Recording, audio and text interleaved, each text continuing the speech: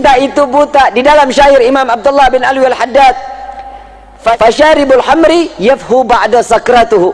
Orang yang cinta, orang yang namanya mabuk minum minuman khamar, setelah dia mabuk udah sadar tuh dia tuh, dan apa yang dia lakuin lupa, kebelakangannya lupa. Tapi kalau orang yang udah mabuk cinta, wasyaribul hubbi tulil umri sakranu, orang yang udah minum nikmatnya cinta sampai mati akan menambahkan rasa cinta dan terus dalam keadaan mabuk dengan cintanya. Betul? Gorma romantis orangnya. Soalnya zaman sekarang ngomongin cinta itu lebih masuk ke dalam otak sama ke hati dibanding suruh rukun wudu. Ayo Kiai, jujur, bener nggak? Urusan cinta ya otodidak, Bib. Itu mah berjalan sendiri. Yang namanya cinta harus ada pengorbanan, betul? Bagaimana cintanya Nabi kepada kita, pengorbanan dari awal lahir sampai yaumil qiyamah, pengorbanan semuanya untuk umat Nabi Muhammad SAW.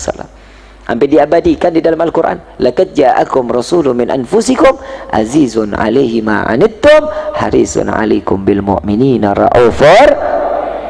Akan datang kepada kalian seorang rasul utusan Allah, sama seperti kalian, bagian golongan manusia, memiliki rahman, memiliki rahim, punya kasih sayang yang begitu besar, namun beban umatnya dipikul sampai yaumil qiyamah.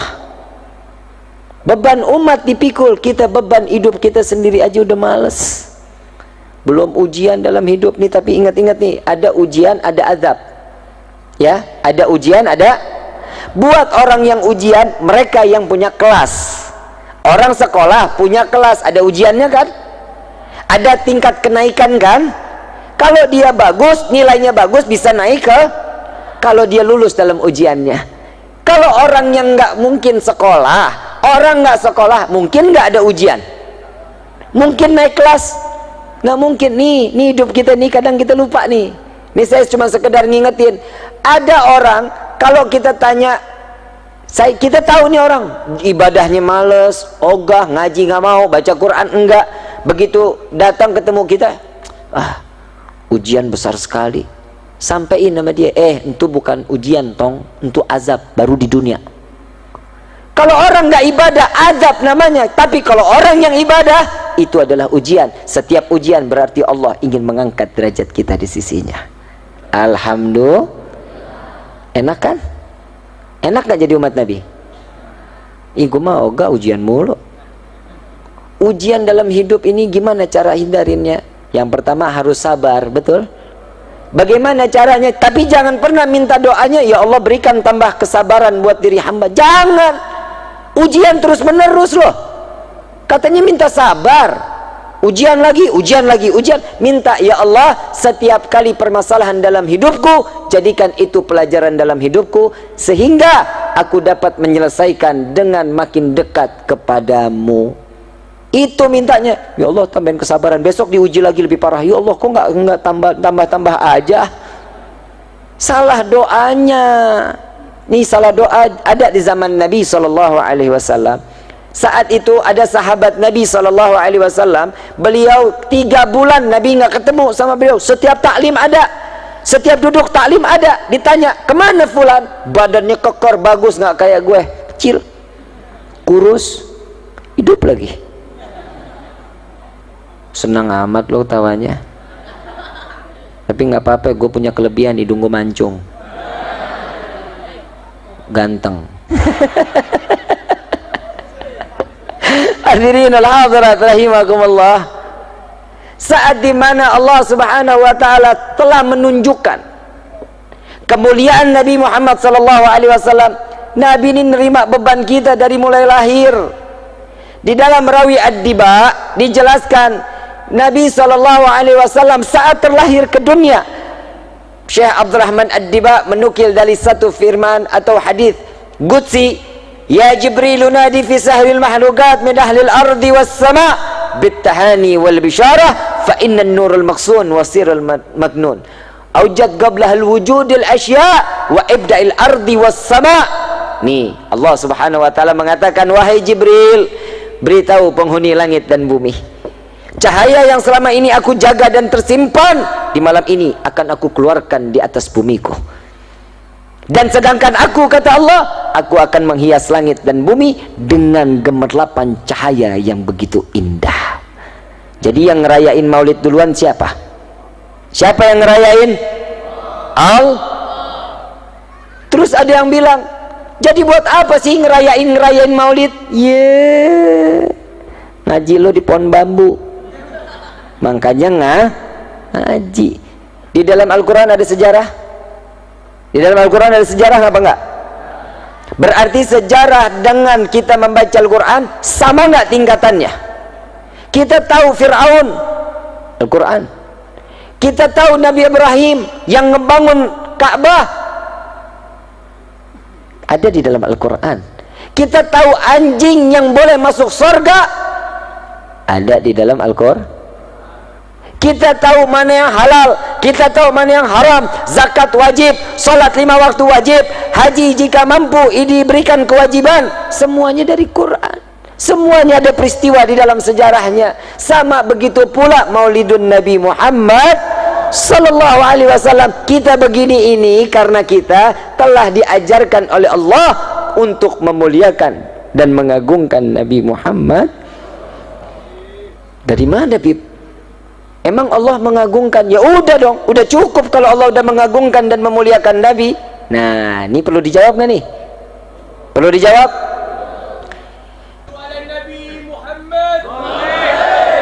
Bukan semata-mata kita cuman mau cari perhatian. Nabi ini mikirin kita. Kalau ada orang yang di luar sana, untuk apa, buat apa, kenapa, tanya nih, seakan-akan dia sama iblis sama. Saat kelahiran Nabi, siapa yang benci? Jadi kalau ada orang bilang nanya, ngapain acara-acara maulid? Nih tanya tuh, nih jangan-jangan lo iblis nih. Apa kata Nabi? Aku khawatir, kata Nabi. Nabi mengatakan, aku khawatir pada zaman nanti, di akhir zaman kelak datangnya pada umatku, Islam cuma nama.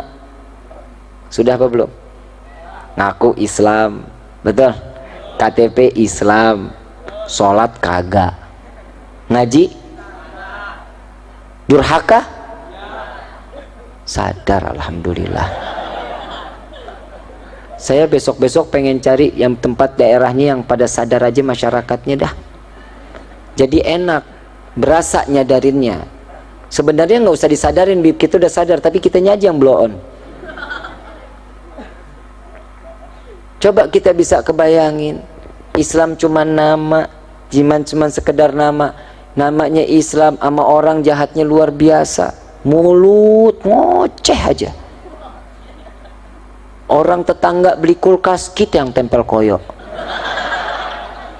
Bu, hei, begitu kelewatan loh. Tetangga beli mobil Grace, bapak kakinya encok. Begitu. Mudah-mudahan di sini mah orang-orang soleh-soleha semuanya.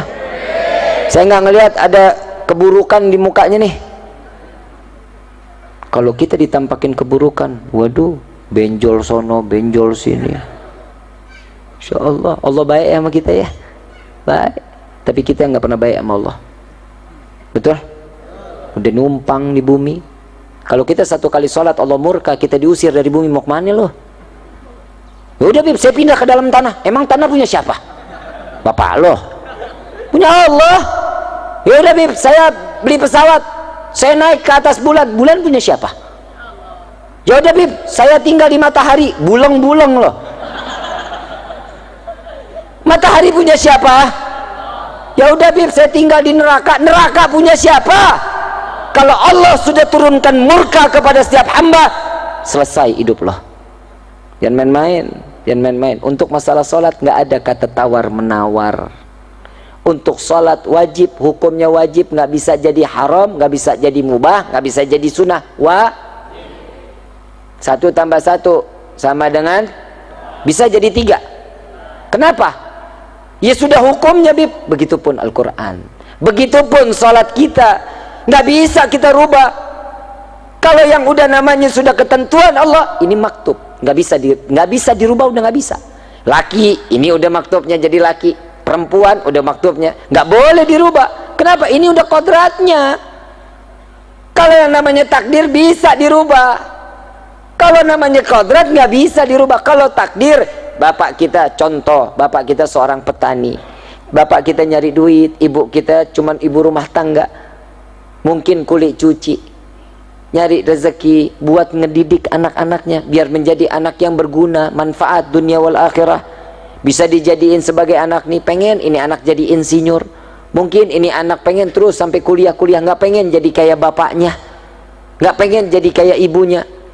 Begitu ini anak sekolah selesai, takdir berubah, ini anak jadi seorang miliuner, ini anak punya jabatan, bisa menghidupkan keluarga, mengangkat derajat orang tua. Ini takdir yang bisa dirubah kalau kita punya mau.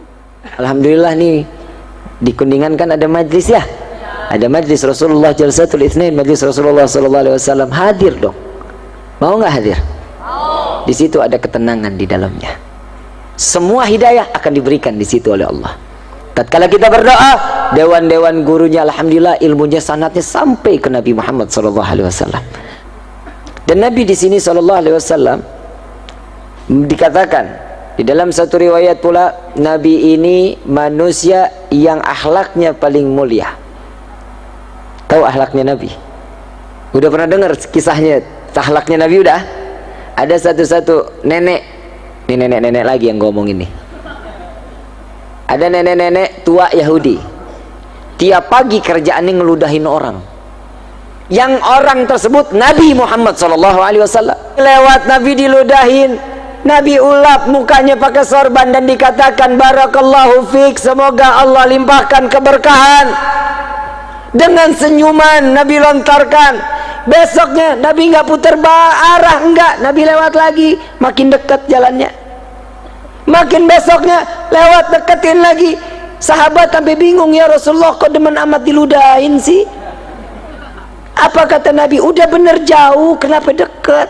Apa kata Nabi? Aku khawatir tatkala dia sedang mendatangiku, dia kesandung, sakit.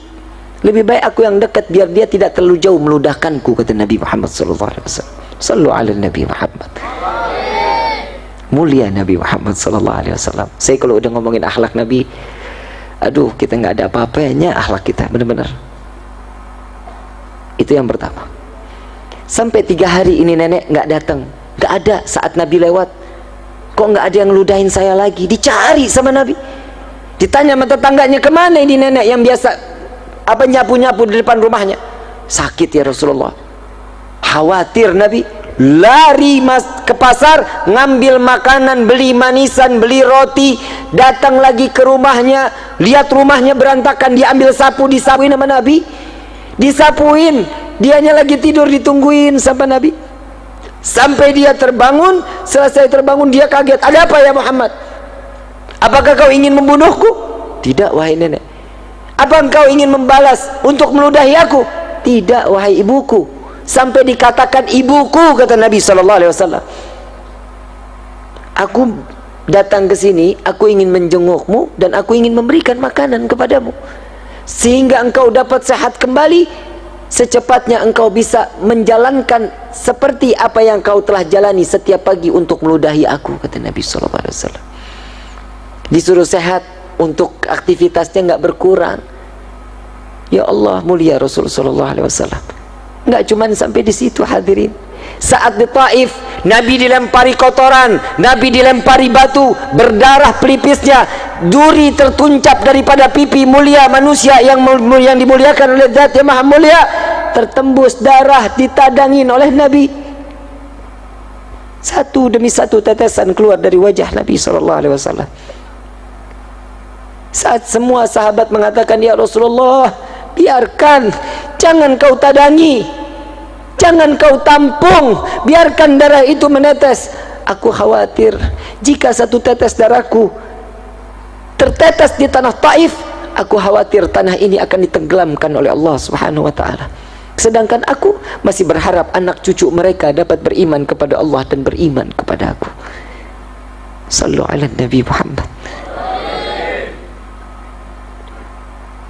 Di mana letak kesalahan Nabi hadirin? Di mana cacatnya Nabi, hadirin? Setiap langkah yang dilakukan Nabi, umat yang ada di kepalanya. Saat apa yang dilakukan, contoh, kalau kita nggak punya kerinduan sama Nabi, kita lebih parah daripada ranting pohon.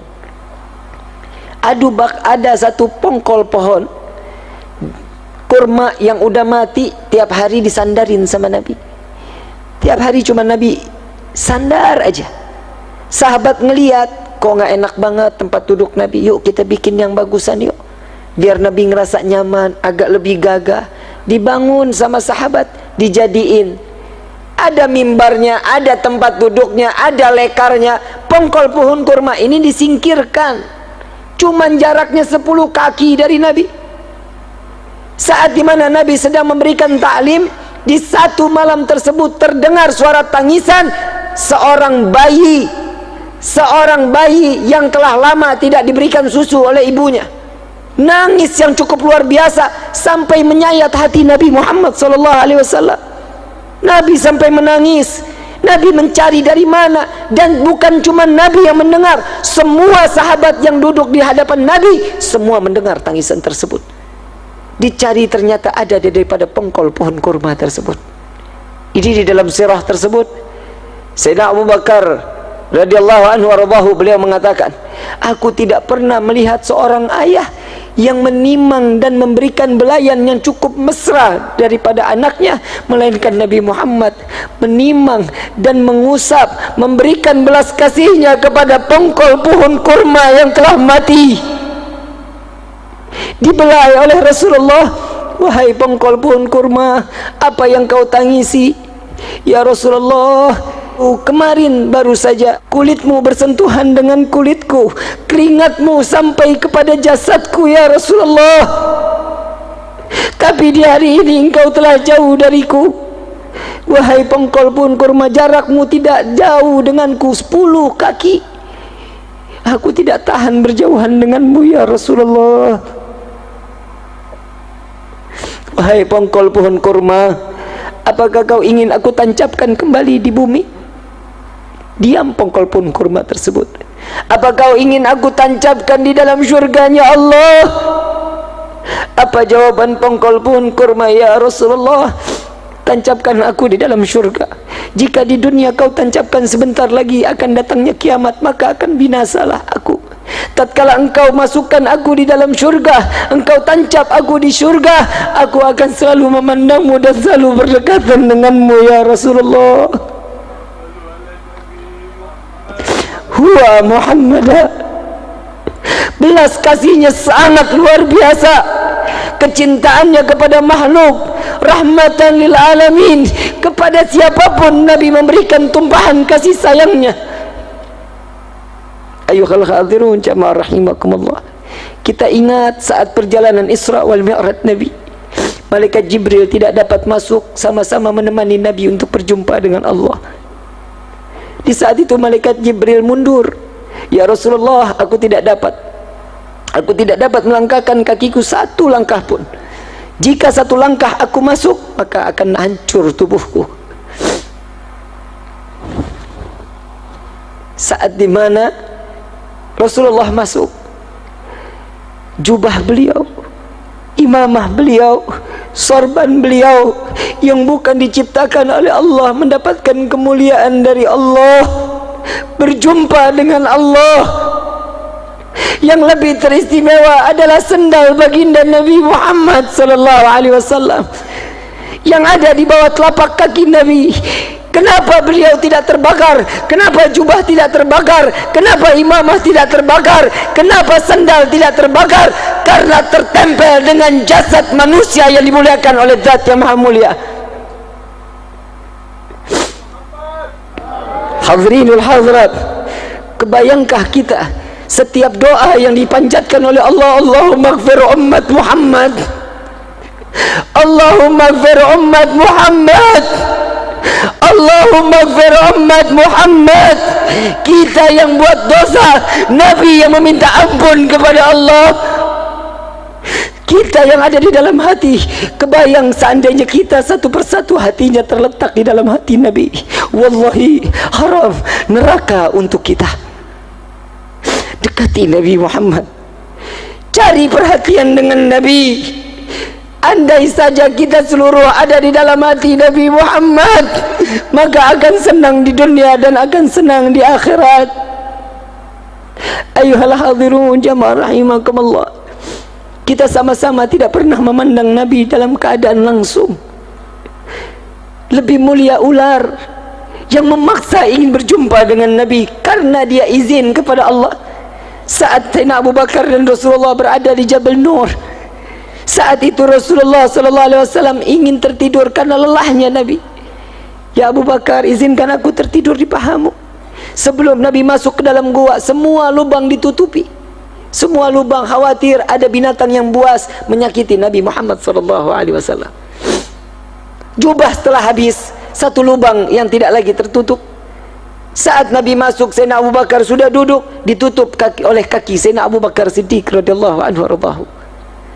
Tatkala Nabi dalam keadaan tertidur, mulai sengatan demi sengatan yang berbisa, di mana sengatan tersebut dari ular padang pasir yang sangat amat berbisa. Biru wajah Sayyidina Abu Bakar, mengeluarkan keringat, tetesan air mata terjatuh di pipi manusia yang dimuliakan oleh Zat yang Maha Mulia. Terbangun Rasulullah, ya Abu Bakar, apakah engkau sakit? Beratnya kepalaku? Tidak ya Rasulullah, kakiku tersengat oleh bisa. Sepertinya ada ular ya Rasulullah. Coba halangi, angkat kakimu. Begitu diangkat terlihat hancur kaki Sayyidina Abu Bakar Siddiq. Sampai di dalam riwayat tulang kaki Sayyidina Abu Bakar terlihat. Logika, ular sekali gigit jalan, tidak akan pernah berulang-ulang kali, tidak. Tapi ular tersebut menghancurkan daging daripada Sayyidina Abu Bakar Siddiq radhiyallahu anhu warḍahu. Dengan mukjizat Nabi, diambil ludah Nabi, diseka daripada luka Sayyidina Abu Bakar Siddiq. Lalu ular ini keluar di hadapan Nabi SAW. Lalu Nabi mendengar. Saat itu Nabi tersenyum, ya Abu Bakar, ular ini tidak ada niat untuk menyakitiku. Dia izin kepada Allah, hanya ingin memandang wajahku. Ular jauh lebih mulia pandangan pernah memandang Nabi Muhammad SAW. Bagaimana dengan kita yang merindukan Nabi? Ini acara seperti ini yang terus mengaitkan kita dengan Nabi Muhammad SAW. Tidak ada makhluk, tidak ada seorang yang dapat menolong kecuali Nabi SAW di dalam Maulid Ad-Diyaul Lami. Ya Rabbi salli ala Muhammad habibika syafi'il musyafa, yang pertolongannya akan diterima dan akan ditolong oleh yang Maha Penolong. Saat kita berbondong-bondong di padang mahsyar, nabi-nabi lain tidak dapat. Nafsi, nafsi, nafsi, nafsi. Dirimu sendiri, dirimu sendiri. Tidak ada yang bisa menahan illa Nabi SAW. Nabi cuma mengatakan, Analah, analah, analah, aku yang dapat menolong kalian, aku yang dapat memberikan syafaat kepada kalian. Sehingga Nabi sujud kepada Allah, diangkat, wahai Muhammad kekasihku, angkat. Tidak lagi ada seorang hambaku yang sujud kepada aku di hari ini. Ya Rasul, ya Allah, umat sudah dalam keadaan tersiksa di padang mahsyar, hentikan siksaannya, tolong mereka. Seandainya mereka harus masuk ke dalam neraka, masukkan mereka ke dalam neraka. Harusnya mereka saat penimbangan amal diambil di penimbangan. Saat itu pun apa jawaban Allah? Ya Muhammad, jika engkau meminta tanpa sujud kepadaku, akan aku kabulkan permintaanmu. Sallu ala Nabi Muhammad. Ayuhal hadirun jamaah rahimakumullah, kita yang dinanti oleh Nabi, kita yang diharapkan oleh Nabi. Saat Nabi dalam keadaan sakratul maut, Nabi bertanya kepada malaikat Jibril, ya Jibril, aku masih ingin bersama dengan umatku, aku tidak bisa jauh daripada umatku. Apa jaminannya untuk umatku di yaumil qiyamah? Ya Rasulullah, untukmu telah diciptakan 7 pintu syurga yang dibentangkan sebesar-besarnya. Terserah, bebas engkau ingin masuk dari mana. Bukan itu tujuanku. Apa jaminan umatku di yaumil qiyamah? Malaikat Jibril bertanya kepada Allah, ya Allah, Muhammad kekasihmu meminta apa jaminan untuk umatnya di yaumil qiyamah? Apa jawaban Allah? Jawaban Allah mengatakan, sampaikan kepada kekasihku Muhammad apa yang dia minta, Allah akan ridha. Aku tidak akan menghinakan umat Muhammad di yaumil qiyamah. Ini jaminan dari Nabi Muhammad sallallahu alaihi wasallam. Cukup kita sakitin hati Nabi, cukup. Cukup kita lalai kepada Allah, cukup. Malu kita di hadapan Nabi. Para orang-orang tua kita, para salafun as-salihun, yang mereka dengan bangga membawa amalan sedekahnya, membawa amalan zakatnya, diperiksa oleh Nabi. Nabi tersenyum dan mengatakan, hadza ummati ya Rabbi, ini adalah umatku.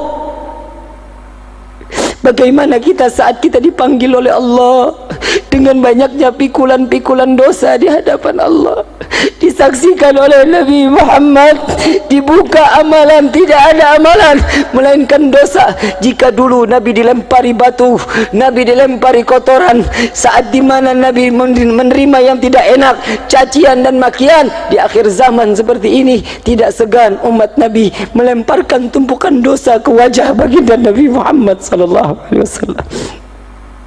Tubna ilallah, tubna ilallah, tubna ilallah. Tobatlah kepada Allah, mohon ampunlah kepada Allah. Tidakkah kalian ingin membalas daripada pekerjaan yang telah dilakukan oleh Nabi untuk menyelamatkan umat? Yang sunnah dikerjakan, yang wajib harus lebih dikerjakan. Kenalkan diri kita kepada Nabi sallallahu alaihi wasallam. Seperti acara inilah cara kita perkenalan kita dengan Nabi sallallahu alaihi wasallam. Kita enggak pernah tiap kali doa, ya Allah jadikan kami umat Nabi Muhammad. Tapi saat kita terlahir dari rahim ibunda, pasti akan mendapatkan gelar ini, dia dijadikan sebagai umat Nabi Muhammad sallallahu alaihi wasallam. Ayyuhal khatirun jamaah rahimakumullah. Yuk sama-sama kita meminta kepada Allah, meminta perlindungan dari Allah dari segala bentuk kemaksiatan yang ada di dunia ini. Mudah-mudahan malam ini malam yang dicukupkan untuk kita taubat terakhir di dalam hidup kita. Kita minta sama Allah, mudah-mudahan keluar dari tempat ini semua hajat kita dikabulkan oleh Allah. Dosa kita diganti dengan pahala yang berlimpah. Semua apa yang kita ingini, baik yang pernah kita minta maupun yang lupa kita minta, semua akan diijabah oleh Allah Subhanahu wa taala. Hadirin wal hadirat rahimakumullah. Saya minta waktu satu kisah lagi, di mana kisah ini manusia yang begitu mulia dan mengobral syafaatnya di yaumil qiyamah. Bagaimana dengan Malik bin Sinan? Tatkala Malik bin Sinan melihat saat di Uhud Nabi berlumuran darah, wajah penuh dengan darah, tangan Malik bin Sinan kotor dalam penuh darah, sorban dalam keadaan kotor, jubah kotor.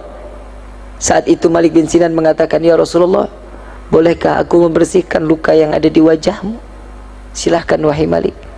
Ya Rasulullah, tapi nggak ada yang bersih kecuali lidahku. Silahkan. Dijilat semua darah Nabi SAW, dikumpulkan di dalam mulut Malik bin Sinan. Saat itu Nabi mengatakan, buang wahai Malik, buang. Tidak didengar oleh Malik bin Sinan, dikumpulkan di dalam mulut. Ditanya, dibilangkan oleh Nabi sekali lagi, buang wahai Malik, malah ditelan. Wallahi tidak akan aku buang ya Rasulullah. Ditelan oleh Malik bin Sinan. Dua pelanggaran di hadapan Nabi Muhammad SAW. Yang pertama, perintah Nabi adalah perintah Allah Subhanahu wa taala, tidak didengarkan daripada perintah Nabi.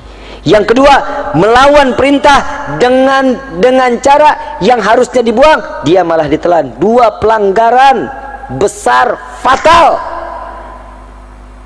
Saat itu sahabat semua dalam keadaan diam, nunduk di hadapan Nabi, dan Nabi sujud. Nabi mengangkat kepalanya dan mengatakan, adakah kalian wahai para sahabatku ingin melihat penghuni syurga yang masih hidup di bumi? Maka pandanglah Malik bin Sinan.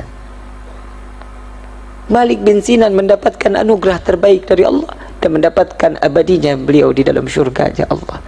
Berkah apa? Cuman sekedar darahnya Nabi ditelan. Bagaimana kita yang cinta dan menjalankan sunnah? Wallah, kita yang jauh lebih berhak mendapatkan kenikmatan tersebut, dikumpulkan oleh Nabi di dalam syurganya. Amin ya Rabbal